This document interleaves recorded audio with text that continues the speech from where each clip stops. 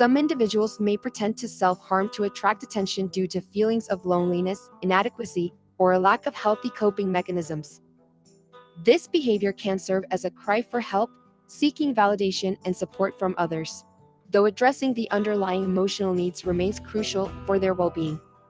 Is she just looking for attention, or does she actually need help? Yeah, she probably needs help, because what's going on, regardless of the reasons for it or the ways that it manifests, whether it is cutting or excessive scratching or burning, etc., what is happening is, quote, a deliberate adaptive strategy to manage physiological stimulation and emotional distress without the intention of ending life. It's often used as a coping mechanism for extreme tension or stress, anxiety, depression. It might be used to deal with extremely traumatic events or abuse happening. It might be used to deal with bullying. It can be related to impulse control disorders. Speaking of control, it is often used to gain a sense of control over whatever is going on inside or outside. And there is a socially contagious element to this, particularly among younger people, and it does spread through social media. There are these online communities that have been created. It thrives on places like Tumblr,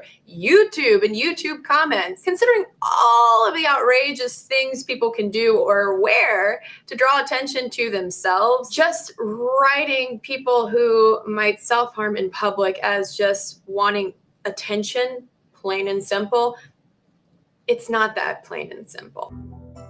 Should we be concerned about them? Yes, we should be concerned about individuals who pretend to self-harm for attention, as their actions indicate underlying emotional struggles that need attention and support. While the behavior might be a manifestation of their distress, it's important to approach them with empathy, offer help, and encourage them to seek appropriate mental health assistance to address their needs effectively. Welcome to another edition of Speak Your Mind Show. My name is Pastor Giovanni, and we're going to be together in this next hour to bring you guys the very best about a certain topic that is going on, especially now in these moments. And I have here with me Miss Audrey. Miss Audrey, hello. Hello, good evening to everyone. And as we are on this new topic, tonight we'll be speaking about self-harm, attention seeking, or a silent cry for help. As we have a poll going on, you can scan the QR code that will appear and you can give your opinion. You can share on our poll to see whether or not, what do you think? Attention seekers, or is it a silent cry for help? Let us know. And you can send us a message through WhatsApp, also 437-233-9815, or you can give us a call, 877-785-8700. Now, you might even be asking yourself, what is self-harm? I'd love to put on the screen basically more or less the definition of what self-harm is. If studio, you guys can help me out and fill up the screen. Look what it says. Self-harm, also known as self-injury, self-mutilation, and non-suicidal self-injury, is a set of behaviors resulting in intentional, self-inflicted physical injury to someone's body. And if you wanted to know around what area or around what age does this begin, let us go to some more facts on the screen. Please, studio, thank you. When self-harm begins, more or less, between these two ages. Well, that one is there. Basically, a number of other health conditions, which is self-harm, can be a symptom of depression, panic disorder, generalized attention deficit, and so on. Ms. Audrey, I think we also already have some comments from our poll that we've been having these past couple of days. Yes, Pastor, we actually have here, as we can see on the screen, that Jairo actually said, self-harm is a cry for help. The person that inflicts self-harm doesn't know how to cope with internal struggles they're going through, and consequently, they have to resort to harming their physical self since their spiritual self is crying for help. And on Zoom, we have Miss Evelyn. Let's see if we can connect her right now. Miss Evelyn, do you hear us? Miss Evelyn?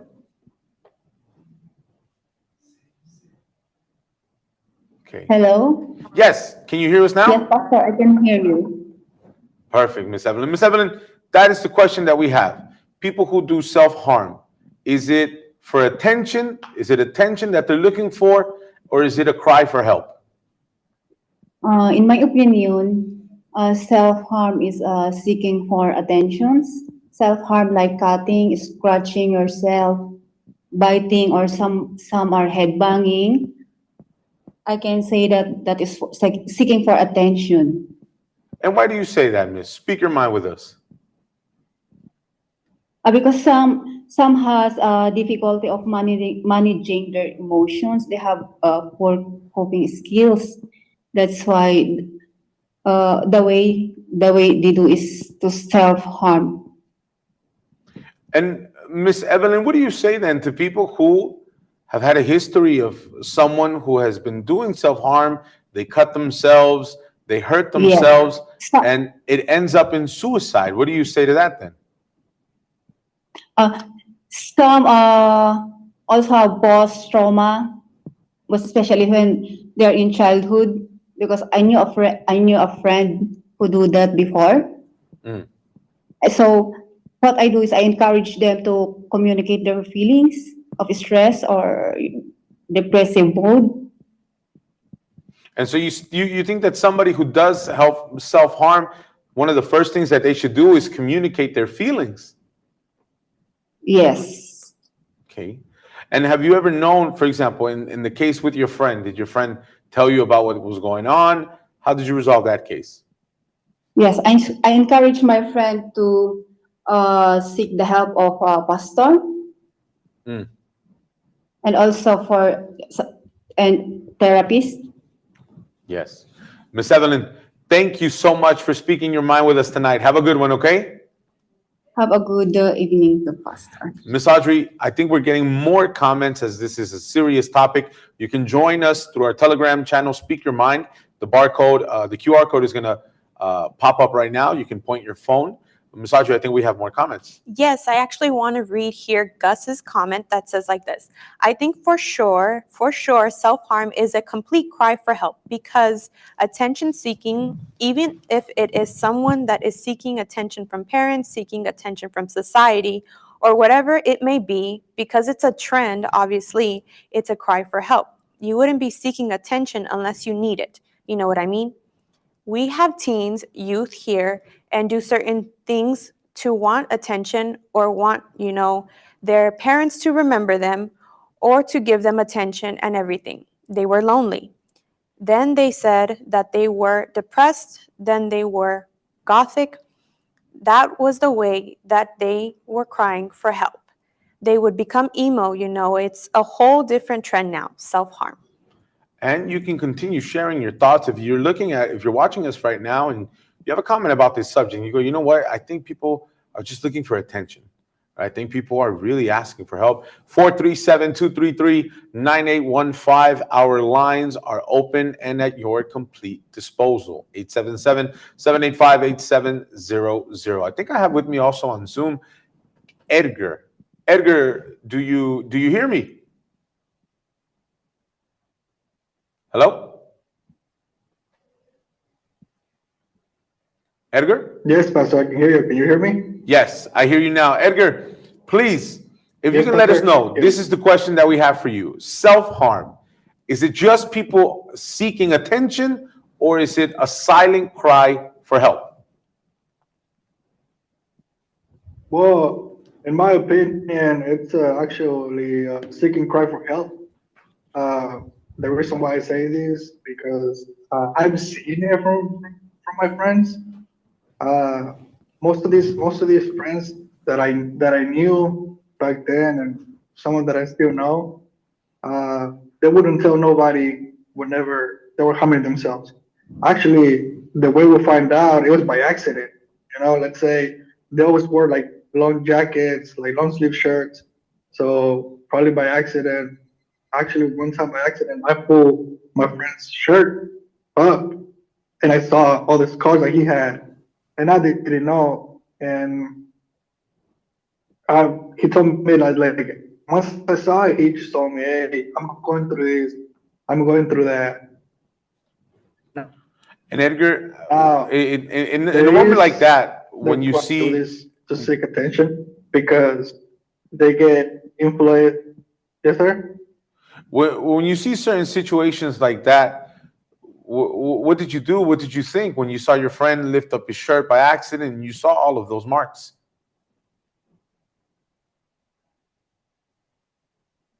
Well, first, I just looked at him. I'm like, "Yo, what's going on?" I'm like, "What is this?" And he was just like, "I'm sorry, man. I don't know. This is the only way I can express me. Like, this is the only way for me to actually try to solve a problem, like for him." And I actually told him it's not the way, but like he didn't know how to tell his parents or anybody. He was scared of getting made fun of. And so, Edgar, you saying that it's a silent cry for help. Were you ever in a situation that you also were gonna, self-harm yourself, harm your own body, thoughts of suicide? Yeah, actually, it got to the point whenever I started going through like personal problems. I remember this friend uh, cutting himself. I was like, okay, let me see if it works. Uh, I tried it. I don't, but it wasn't like something for me uh, to actually get over the fact that I was like depressed in a sense. So actually, suicide thoughts came in. Actually, the suicide thoughts were actually stronger than me trying to harm myself, like cutting myself or anything. I had in my head to do something more than that. free myself from the problem. And Edgar, did you ever look for help? Did you ever ask anybody to help you?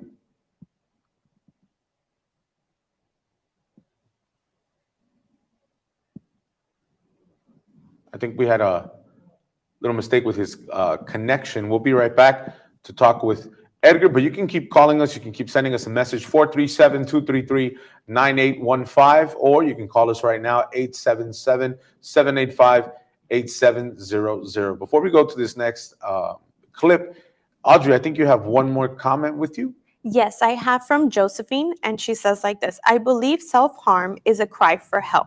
It's a way for a person to alleviate the pain, but it's a false perception. In order for the individual to be helped, they need to heal their soul. Well, there you have another comment from somebody who has their input, and you can continue sending us a message. You can continue calling us or sending us a message. Let's take a quick break. I want you to pay attention to this next clip, and we'll be right back.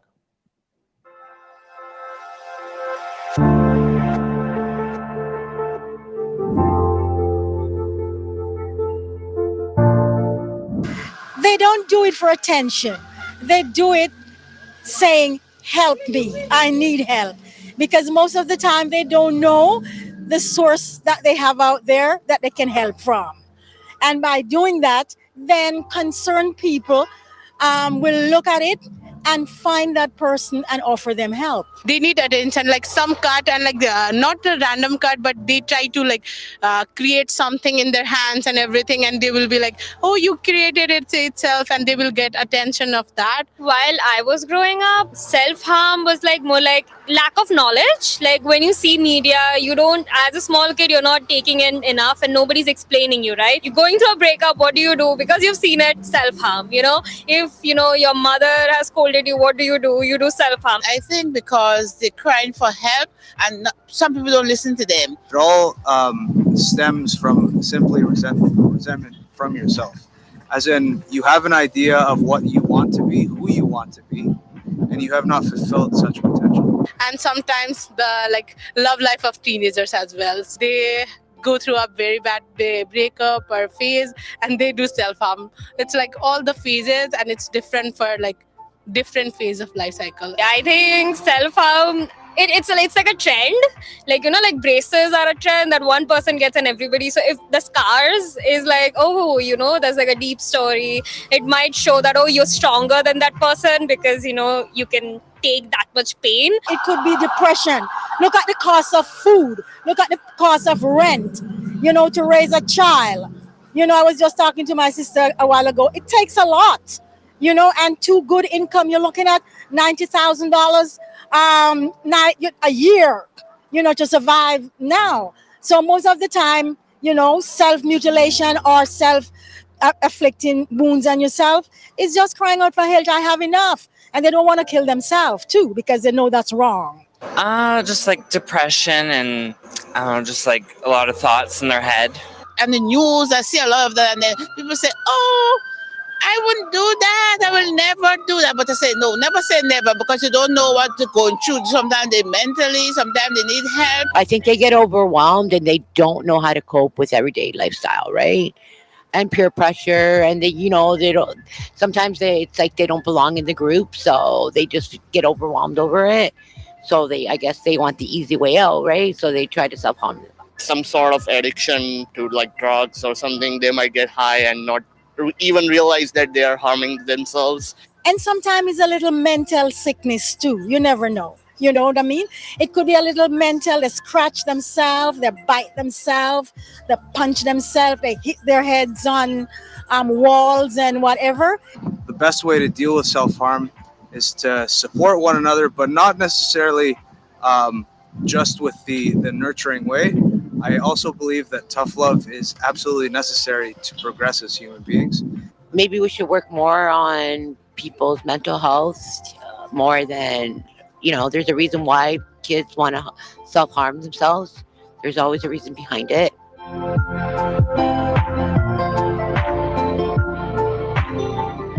Four 37233-9815 or 877-785-8700. I think we still have with us Edgar.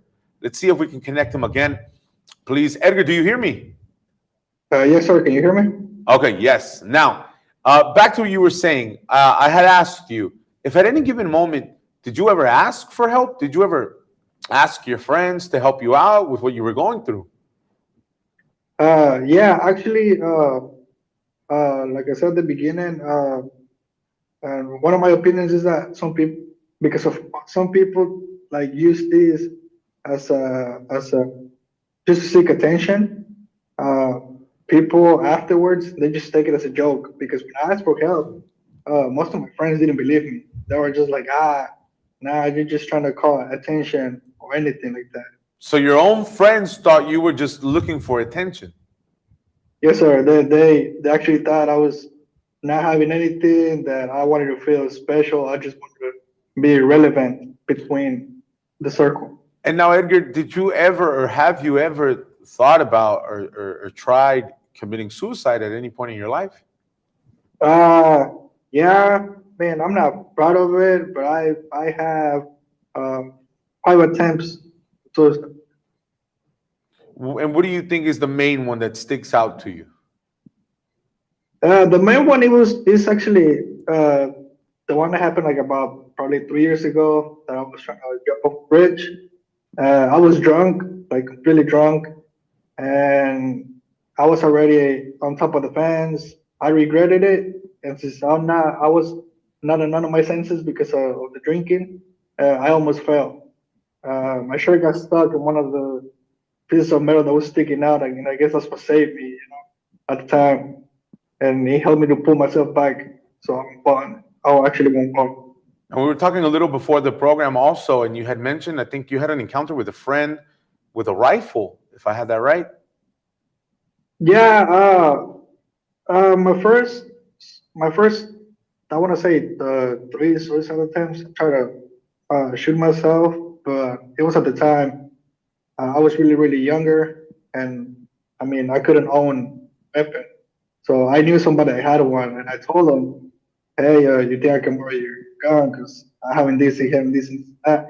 At the beginning, he tried to take me out of it, but then he saw that I kept insisting. So he was just like, all right, here's a gun. Tell me where you're gonna do it so I can just go pick it up. So that he could just go pick up the gun after you would have shot yourself in the head. Yeah. I promise you that your friends didn't think you were joking after that, huh? He actually after that, he did it. He knew I was being for real because he actually thought he was gonna go to my house to pick up the gun. But in reality, he actually met me at the place where he knew I was gonna be at. So after that, he kind of spoke with me and he was helping me a little bit, trying to get that out of my head. But yeah, at some point, he seemed not to care about it. Well, Edgar, if nobody has told you, we're happy that you're still here with us 3 years after. Thank you so much for sharing your thoughts with us, okay? Have a good night. Yeah, you too, Pastor. You see, Miss Audrey, how many people live in the situation that he asked his friend, and his friend said, well, here, take the gun, just tell me where you're going to be, and I'll pick up the gun. Do you have any more comments on that? Or Yes, Pastor, we actually have one that actually says like this. I think social media contributes to this. Watching famous actors do this and musicians, it's easier for kids to learn about this now. So we have here as well that we concluded the final poll is self-harm, a cry for help, or seeking attention. And 82% say a cry for help, and 9% says attention seekers, and 9% say neither. And we want to share with you guys more clips of things that you can even find online about this type of topic. If you guys have a comment, if you guys have an input, if you want to share, just like Edgar shared with us, even an experience that he had, you can definitely do that right now, 437-233-9815, or our phone number that is going to pop up right there in the screen, which is 877-785-8700. Let's take a quick pause. We'll be right back.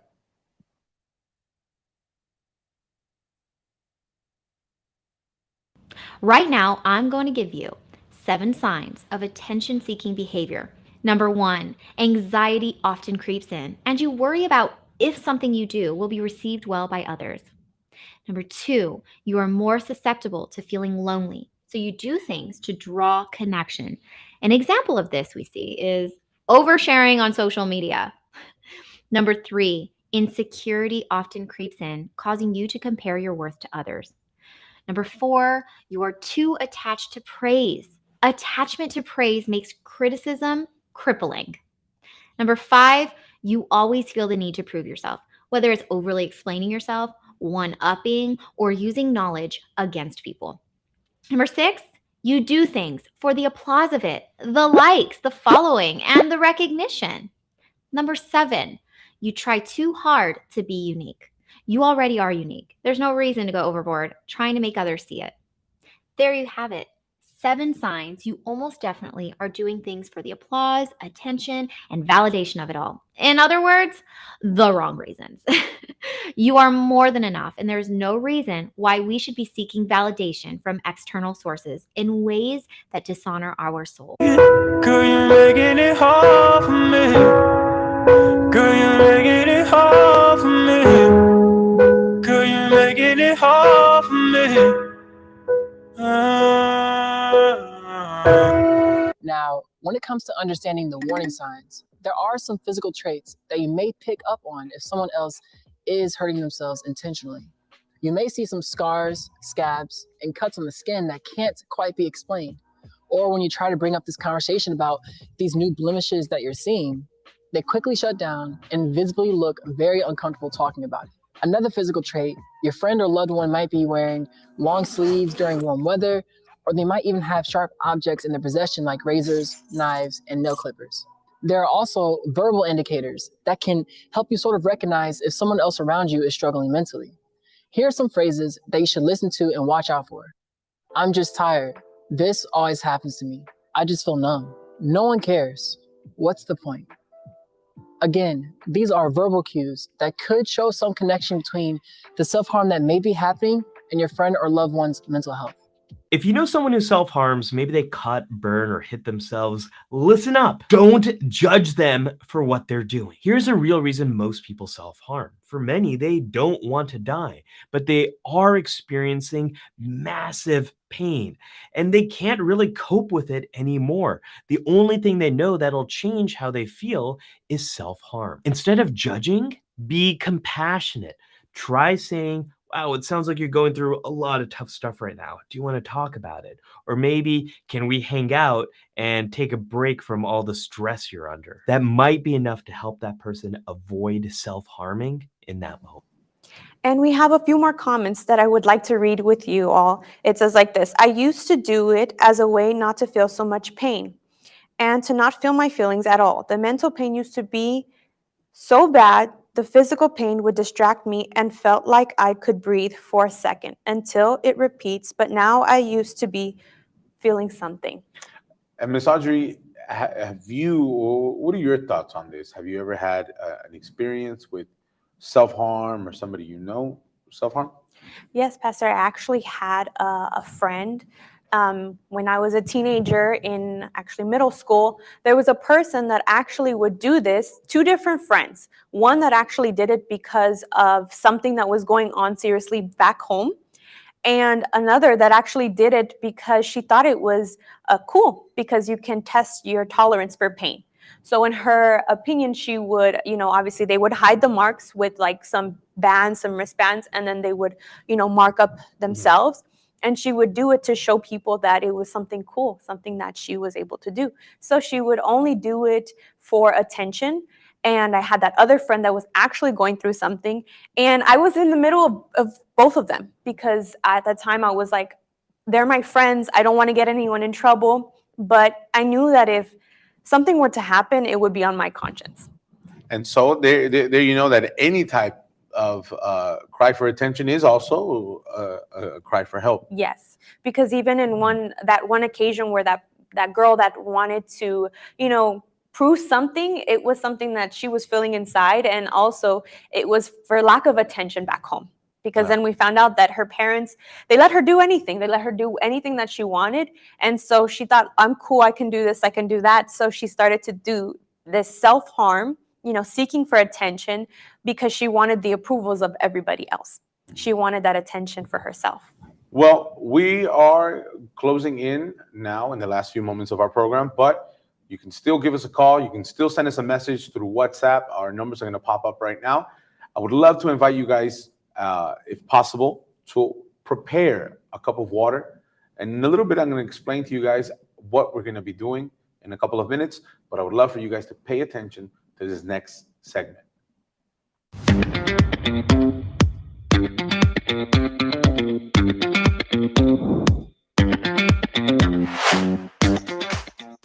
Self-harm refers to the act of intentionally hurting oneself as a way to cope with emotional pain, distress, or overwhelming feelings.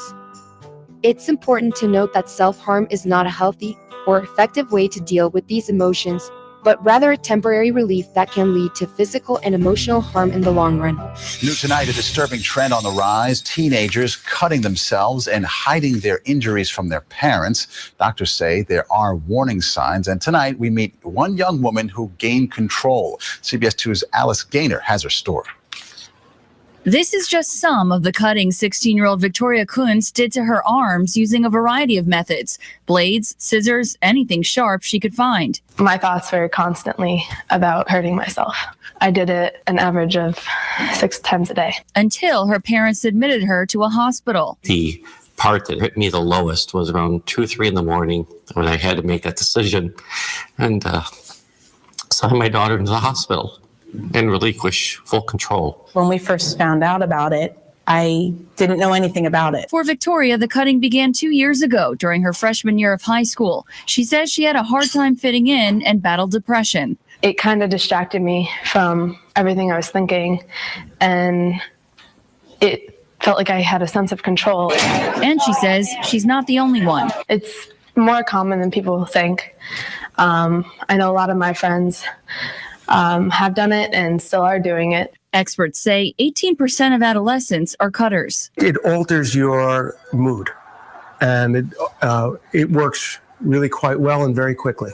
But the doctor says it's only a temporary fix. After months of therapy, Victoria is doing much better. She recently returned from a trip where she had the opportunity to work with children in need, and now she wants to become a psychologist. She has a need and a purpose in life. To see her smile again, it's awesome. Yeah. I got my daughter back. Bye, guys. Doctors say parents should look for warning signs like bloody tissues in the garbage can or bloody razors. Many teens also hide the problem with long sleeves or pants. Alice Gaynor, CBS 2 News. Self-harm can take various forms, including cutting or scratching the skin, burning oneself, hitting or punching oneself, pulling out hair, or even intentionally causing bruises. It's often a way for individuals to externalize their emotional pain or regain a sense of control over their feelings, even though it doesn't address the underlying issues. I'm a psychologist who's helped a lot of people who self-harm, and here's what I want everyone to know about self-harming. There are a lot of ways people intentionally hurt themselves. The one you've probably heard about is cutting, but all this stuff is self-harm too. It's usually not about wanting to die. Most self-harm is classified as non-suicidal self-injury. That means the person doesn't want to die, they want to quickly change the way they're feeling. It's treatable. A mental health professional can help someone figure out what their self-harm is doing for them and find other ways to meet those goals. Alternatives might not work as quickly, but they will definitely help someone to feel more in control. Paying attention to people who hurt themselves is really important. It shows they are going through tough emotions and mental health struggles, which could get worse if they don't get help. If we step in early with care and understanding, we can help them deal with their problems in a healthier way and connect them with professionals. And I would like to share with you guys this slide that was prepared, a little bit about what else is connected with self-harm. If we can fill up the screen, please, production, if possible. Thank you. So it says, there are, however, a number of other mental health conditions which self-harm can be a symptom of. These include depression, panic disorder, generalized anxiety disorder, eating disorders, post-traumatic stress disorder, and autistic spectrum disorders.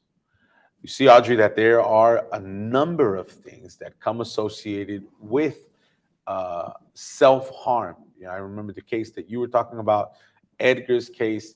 A bunch of people who, if there is no care there, then they can kind of spiral out of control and end up being diagnosed with another type of disorder. And we have here a comment that says like this: self-harm is a coping mechanism or a behavior that is due to lack of coping skills. So this person says it's not a trend. There are different methods of self-harm like cutting, burns, bruising, eating disorders, pinching yourself, and pulling your hair. People do it for many different reasons, such as mental illness, a coping mechanism, and due to all emotional pain, in this person's opinion. And I think we have somebody on the line. I think we have an anonymous caller. You can keep calling us 437-233-9815 or 877-785-8700. Let's see if we can connect the person. Hello, do you hear me? Hello? Yes, hello. Yes. So the question that we're asking everyone is about self-harm. Is it for people just seeking attention, or is it really a cry for help? In my opinion, I honestly think that it's a cry for help. Whether it's to get attention or not, the base of everything is help. I believe no one does something just because. And in my experience and the people that I know that have gone through this situation, they can say that it was for attention, but in home or at work or in certain area of their life, they were going through something. And only through that self-harm, only through cutting themselves, self-mutilation, that was a relief for them. Now, have you ever gone through something like that in your own experience? In my own experience, yes, I have. And like I said, I feel like, in my opinion, the basis of everything is crying out for help. I would cut myself because of things that would happen at home. And I remember a certain situation, a moment in my life where I got into a very aggressive physical and verbal fight with my brother, one of my brothers. And we were already having problems at home. And he would, quote unquote, take care of me, but we would always fight. And so, because of those problems and because we would physically fight, I would lock myself in the bathroom and I would start cutting myself with scissors. And every time I would feel the blade of the scissor touch my skin, whatever I was going through and feeling at that moment, it was a sense of relief, like that sadness, that anger was leaving my body, you can say, once I felt that blade touch my skin. And as well as this kept going on, I started smoking cigarettes, and I would burn my own skin, my hand with the cigarettes, just to feel some type of relief. Now, on top of the self-harm, would you ever look for help? Would you ever ask anybody for help? No, I would not. I would keep everything inside. Until it got to a point where I didn't know what else to do. So gladly, I never asked for help, but I guess you can say help came to me. I understand. But we're glad that you are not in the same position that you're in. Thank you so much for speaking your mind with us tonight. God bless. Thank you so much. You guys are doing an awesome job. And we want to share with you guys, well, I want to share with you guys a little piece of my mind. If we have the Bible verse that we can put on the screen, we can fill up the whole screen if the production team can help me out. I want you to pay very close attention. See what it says. It goes like this. Supposing the prisoners had fled, drew his sword, and was about to kill himself. But Paul called with a loud voice, saying, "Do yourself no harm, for we are all here." Biblically speaking, I want to give you guys my inside. I think any type of cry for help, any type of attention seeking has those blurred lines of I need help. And maybe this attention seeking isn't so much, hey, I'm depressed, someone come help me. Sometimes attention seeking can manifest into comedy, it can manifest into partying, can manifest into drinking, excessive smoking. Because what do you do with the people who aren't outside, but also stay locked in? So any type of attention seeking is a cry for help. And here in the Bible, we see that there was this man who was just doing his job. And when something didn't go right in his job, he was ready to draw his sword and to kill himself. Now I ask you, when's the last time something going wrong in your job caused you to have a suicidal thought, caused you to want to end it all? But we can obviously tell that inside of him, there was other problems, there was other conflict going on. But the Bible says that Paul, he said with a loud voice, do yourself no harm. We are all here. In other words, the man of God, he said, hey, don't do anything. That's not going to help you out. But we're here to help you out. If you or if anybody you know has a situation where they cut themselves, they as the man in the phone call said, that he felt relief the moment the blade touched his skin. If that's somebody like you and you need help, do yourself no harm. We're all here. And that's why I would love to invite you guys to pay very close attention to this story. This person who also came, was completely destroyed, and now the reality is a different one.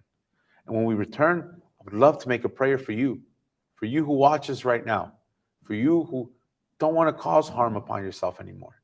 Prepare yourself a glass of water, because when we return, we're going to have the moment of prayer. Pay close attention.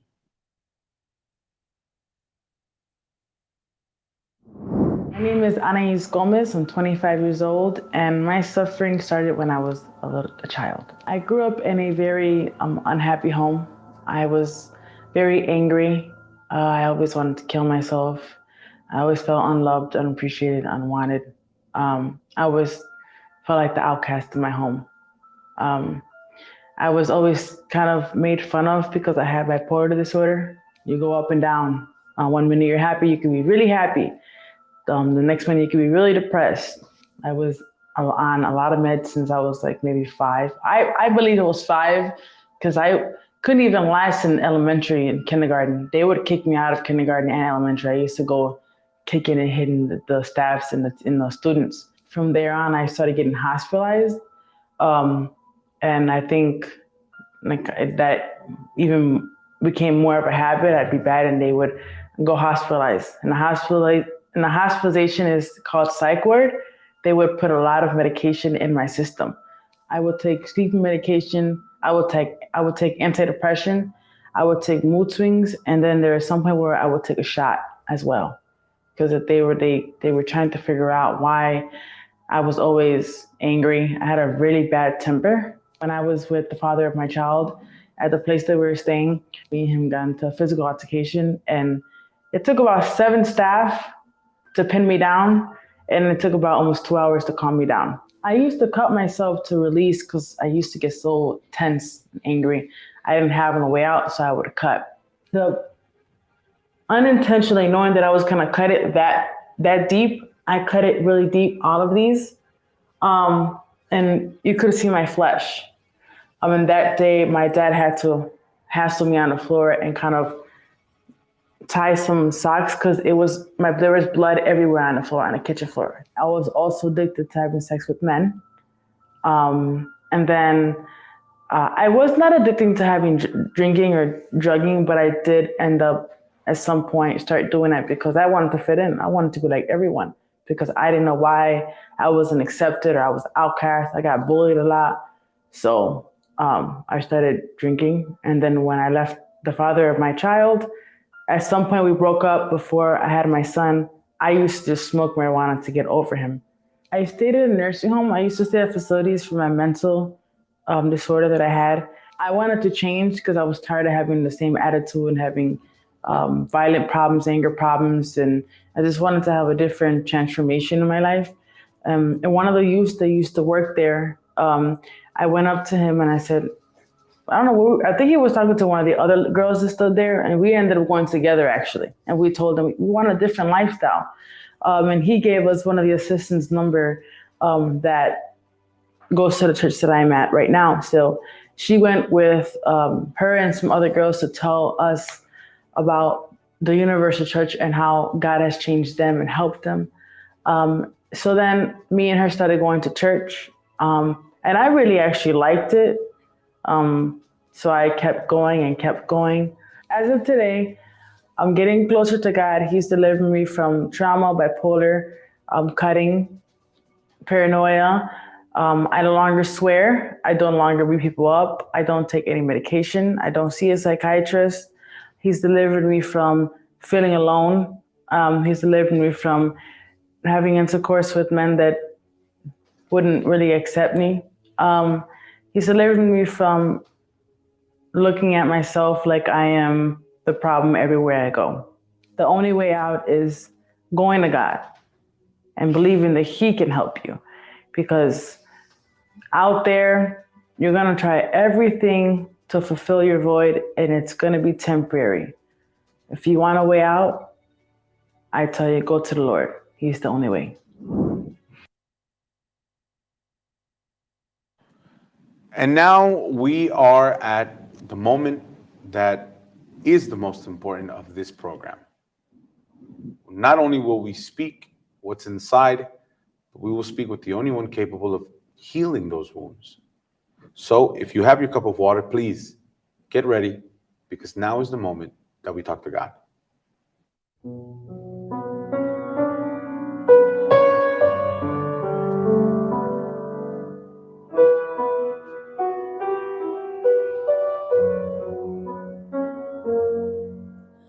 Lift up my eyes to the hills. From where does my help come? My help comes from the Lord, who made heaven and earth. He won't let my foot be moved. He who keeps me is the Lord, the one who keeps Israel, will neither slumber nor sleep. The Lord is my keeper. He's the shade on my right hand. He keeps my soul. He protects me from all evil. He keeps my going out and my coming in, from now on and forever.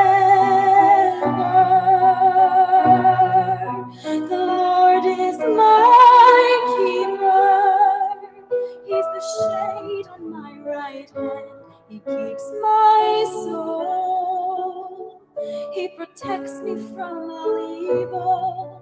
He keeps my going out and my coming in, from now on and forever.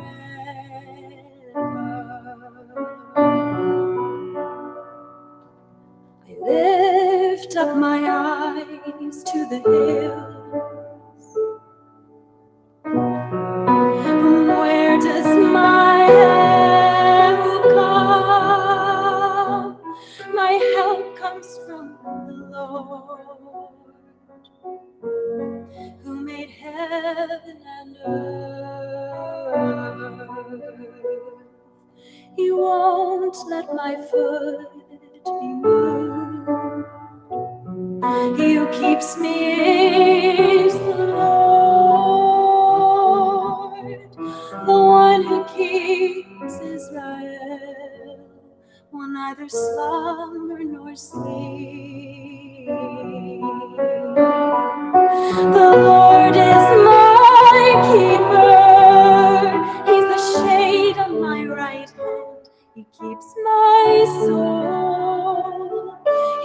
protects me from all evil. He keeps my going out and my coming in from now on and forever. The Lord is my keeper. He's the shade on my right hand. He keeps my soul.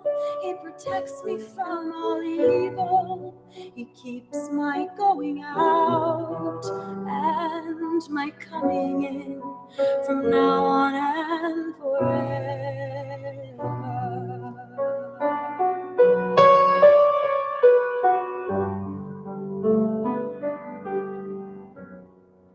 From now on and forever.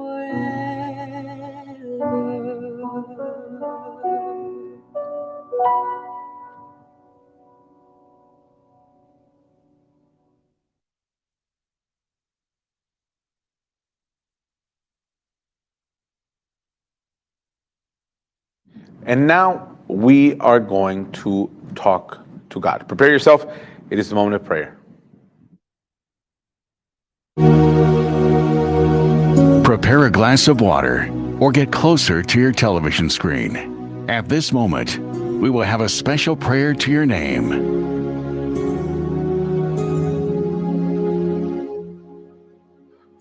My God, I pray in favor of this person who's watching us right now in this moment, who has been going through different problems. Maybe, my Lord, self-harm has made part of what their reality is. They cut themselves. Maybe just like Edgar's story, they've even tried to jump off a bridge, shoot themselves in the head. Or maybe they're people who are young, who are in a circle of friends and they all know that there's something wrong inside. And just like this person, my father, that the Bible shows, because something went wrong, he was ready to draw his sword to kill himself.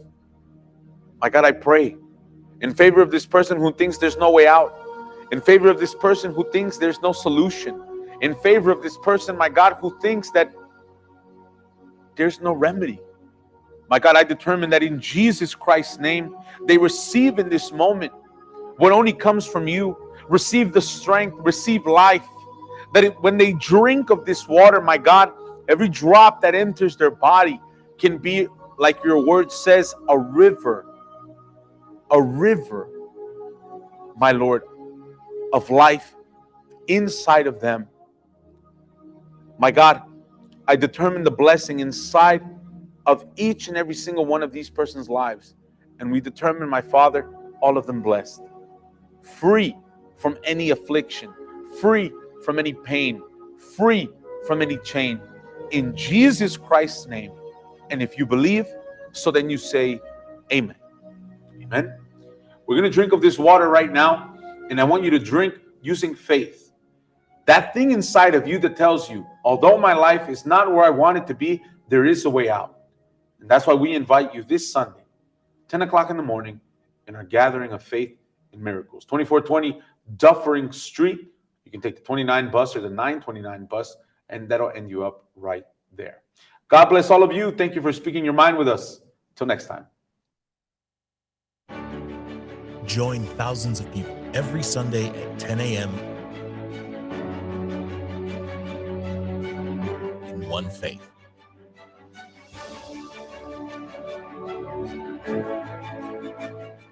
Based on this word, again, I say to you that if two of you agree on earth concerning anything that they ask, it will be done for them by my Father in heaven. Matthew 18:19. Receive the 7 prayers.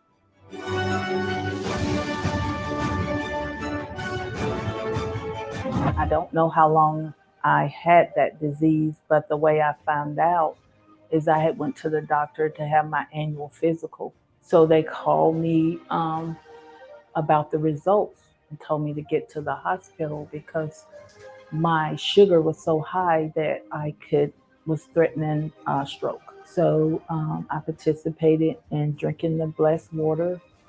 Faithfully, I did it every day. I just continued. in my faith and coming to the church and fighting against it. Deliverance. I was a victim of witchcraft. My mother sacrificed me since I was young. I couldn't walk. I was paralyzed for a long time. I don't remember half of my life. I remember being in the hospital. It was King County Hospital. I remember that I had to learn how to walk. I had to learn how to write. I saw demons. People think that evil's not real. It is real. I went to a lot of churches, like 23 Christian church. And I never felt like I felt when I came to the Universal Church. But when I came to this ministry, from the very first time that I stepped through that door, I knew there was hope in this church. Prosperity. I had a business that was doing at one point rather well and went down substantially, and experienced just hard times trying to bring it up. I experienced also 3 deaths in my family. My mother, my father, my brother passed away. Then we had the recession, and I really never recovered from that. And it's still hard times, but since I've been coming to the church here, my business is starting to recoup. I see opportunities where my phone is ringing. I want this house built. I want this done. My business is starting to take off to another dimension. Family. I was about to separate with my husband, and during the time I was coming to church, I learned to forgive. And when I learned to forgive, I started working on my relationship with my husband. And when my husband never opened up to me, never told me what was going on with his life, until one day I got a knock on the front door, and it turned out to be the police. And I had to learn, okay, God, you are here. I learned through the church, through tribulations, you use your faith. And that's when I said, hey, that God is talking to me. This is a way I'm going to find a solution to my problem. Love life. And my husband and I were very happy, loving. Everybody in the neighborhood know us and always want their relationship to be like our relationship. Our relationship was an example that people wants to follow. Until one day I found out that my husband had someone else. And that turned me into a bitter and an angry person. Me surrendering my life to the Lord, I got baptized, was filled with the Holy Spirit. Now I have no hate. I'm not angry. I want to even save other people. Try to counsel other people who are going through problems in their marriage. Encounter with God. The suffering in my life, it started with me just basically having pain all over my body. And my mom took me to the doctor. They could not figure out what was wrong with me. I started having headaches, and the headaches get worse. It would go like from maybe a day, 2 days, 3 days. Then I started to have stomach pain. My whole body was in pain. And I just felt like something, just like a brick drop on my head. And I had that headache. It was so bad. And I was sweating. I felt like I was going to pass out. I wake up one Sunday morning and I'm coming to church, and I'm like, I'm not leaving the church today without giving my life to God. I'm going to baptize today. And I came to church, service is finished, I got baptized, and I never looked back. Temple of Miracles, 2420 Dufferin Street, Toronto. 2420 Dufferin Street, Toronto. And every Universal Church countrywide.